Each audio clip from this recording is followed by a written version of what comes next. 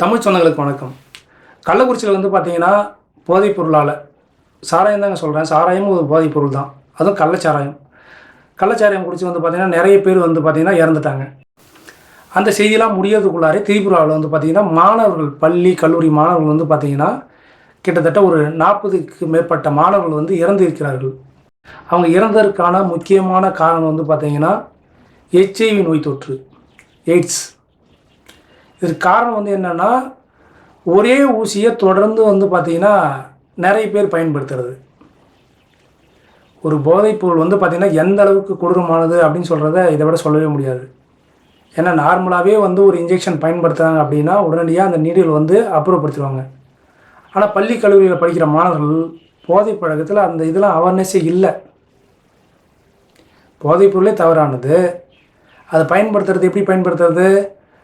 அதில் மருந்து எடுத்து ஒரே இன்ஜெக்ஷனை 4 பேர் பயன்படுத்துறது. இந்த மாதிரி தொடர்ந்து பயன்படுத்தி ஒவ்வொரு ஸ்கூல்லேருந்து அடுத்த ஸ்கூலு, அடுத்த கல்லூரி அப்படின்னு சொல்லிட்டு எல்லாருக்குமே வந்து பார்த்திங்கன்னா பரவிடுச்சு. கிட்டத்தட்ட 828 பேருக்கு நோய் தொற்று இருப்பதாக வந்து பார்த்திங்கன்னா கண்டுபிடிச்சிருக்காங்க. அது மட்டும் இல்லை, இப்போ யாரெல்லாம் அந்தந்த திரிபுரா மாநிலத்தில் படிச்சுட்டு வெளியில் போய் படிக்கிறாங்களோ அவங்களுமே வந்து பார்த்திங்கன்னா வர சொல்லியிருக்காங்க. வர சொல்லி டெஸ்ட் பண்ணி உங்களுக்கு HIV தொற்று இருக்கா இல்லையா அப்படின்னு பார்க்குறாங்க. அந்த பிள்ளைகளை வந்து ஸ்கூலுக்கு அனுப்பிவிட்டு பிள்ளைங்க படிப்பாங்க அப்படின்னு சொல்லிட்டு எவ்வளோ நம்பிக்கையோடு அனுப்பியிருப்பாங்க. இந்த அப்பாங்களுடைய வேதனையெல்லாம் வந்து பார்த்திங்கன்னா மாணவர்கள் வந்து யோசிச்சு பார்த்துருக்கணும்.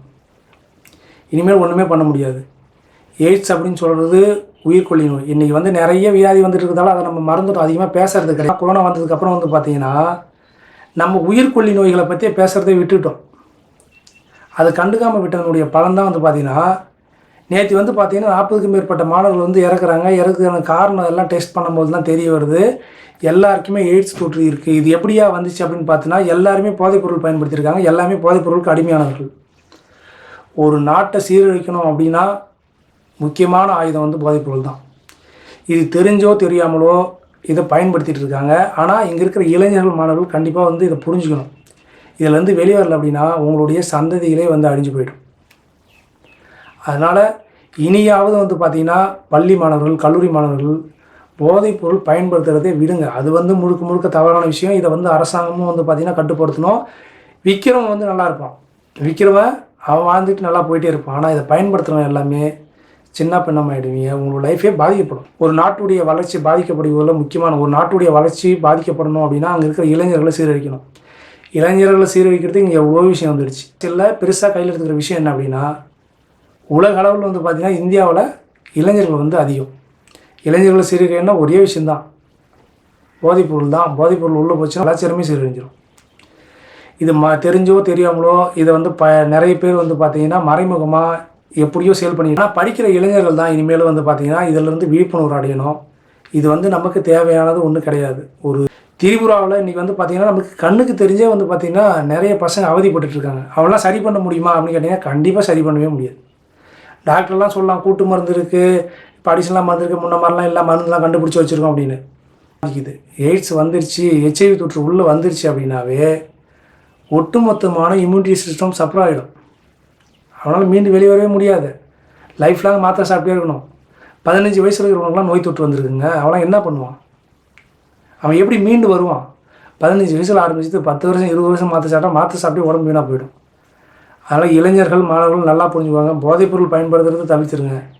இந்த மாதிரி கெட்ட பழக்கம் நோய் தொற்றுலாம் வந்துச்சுன்னா உங்களால் தப்பிக்கவே முடியாது. அதனால் உஷாராக இருக்கணும். அரசாங்கமும் வந்து பார்த்திங்கன்னா இப்போ திரிபுராவில் வந்திருக்கு, நாளைக்கு தமிழகத்தில் பரவுறதுக்கான வாய்ப்புகளும் அதிகம்.